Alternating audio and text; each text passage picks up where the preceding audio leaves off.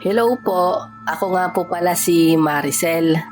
Ang kwento na to ay tungkol sa pinsan ko. Sa edad niya kasi noon na 19 ay maaga siyang pumanaw. May nangyari po kasi sa kanya at masasabi kong hindi pangkaraniwan yon. At sa hindi inaasahan na imbalsa mo ang katawan ng pinsan ko kahit buhay pa ito. Si Rona ay pinsan kong buo sa ama. Hindi nagkakalayo ang agwat ng edad namin kaya ganun na lang kami ka-close nun. Sa katunayan nga kahit kababalaghan ng mga nangyayari sa kanya ay alam ko rin.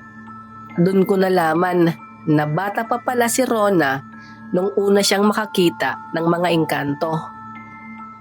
Nung una raw ay madalas siyang manginig sa takot sa tuwing makakakita siya ng engkanto. Pero nung tumagal raw ay parang nasanay na lang din siya.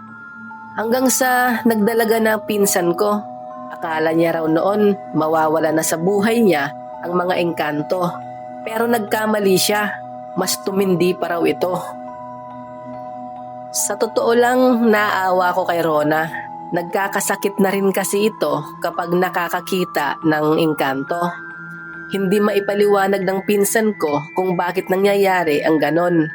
Pero sigurado siya na may ginagawa raw ang mga engkanto para manghina siya hanggang sa tuluyan na ngang magkasakit. Isang araw nun may nangyari na di inaasahan.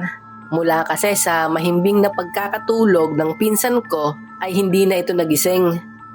Ang tatay naman ni Rona ay nagulat at hindi alam ang gagawin. Kaya ang ginawa nito ay dali-daling naghanap ng tulong sa ibang kakilala. Sabi ng mga tao ay binangungot raw ang pinsan ko. Pero sabi naman ng iba ay hindi raw ordinaryo ang nangyayari kay Rona. Hanggang sa may nakapagsabi na kailangan raw ipatingin sa isang albularyo ang katawan ng pinsan ko. Gawin raw ito habang maaga pa dahil tanging albularyo lang daw ang makakatulong sa pinsan kong si Rona. Kaya naman hindi na nagsayang pa ng oras ang tatay ni Rona. Pinatingin niya agad sa albularyo ang nooy parang natutulog lang na pinsan ko. Subalit may napansin na kakaiba ang albularyo. Hindi raw totoong katawan ni Rona ang nakahiga sa kanyang kwarto. Sinabi rin ng albularyo na isang puno raw ng saging ang naroon. Nag-anyong katawan ng tao lang daw ito para malinlang kami. Dahil ang tunay raw na katawan ni Rona ay namamasyal kasama ang mga engkanto. Dagdag pa ng albularyo ay kahit raw anong mangyari ay huwag nilang gagalawin ang katawan na naroon. Buhay pa daw kasi ang pinsan ko. Ang puno ng saging na iyon ay magiging tunay raw na tao kapag nakabalik na si Rona mula sa mundo ng mga engkanto. Kung gusto mo ng ganitong content ay huwag kalimutan mag-like and subscribe para updated ka sa mga susunod pa nating video. Maraming salamat! Dahil sa mga sinabi ng albularyo ay nabuhayan ng loob ang tatay ni Rona. Naghintay ito at umaasang magigising pa muli ang kanyang anak. Ngunit makalipas ang 4 na araw ay wala pa ring malay ang nakahilatang katawan. Kaya nakapagdesisyon ang kanyang tatay na ipaimbalsa mo na lang ito.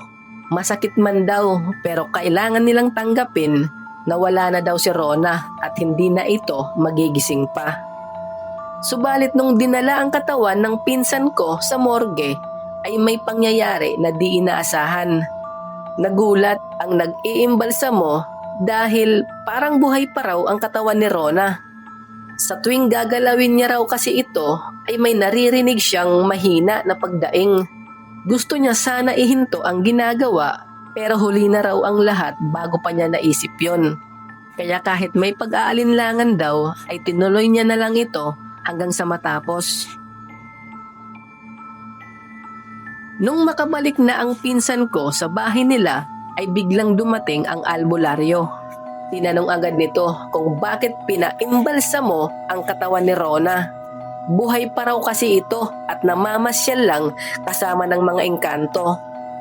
Ngayon, gustuhin man daw bumalik ni Rona sa totoong mundo ay hindi niya na ito magagawa dahil wala na siyang katawan na babalikan pa. Kung umabot ka dito ay huwag kalimutang mag-like and subscribe bilang suporta sa munting channel na ito. Maraming salamat!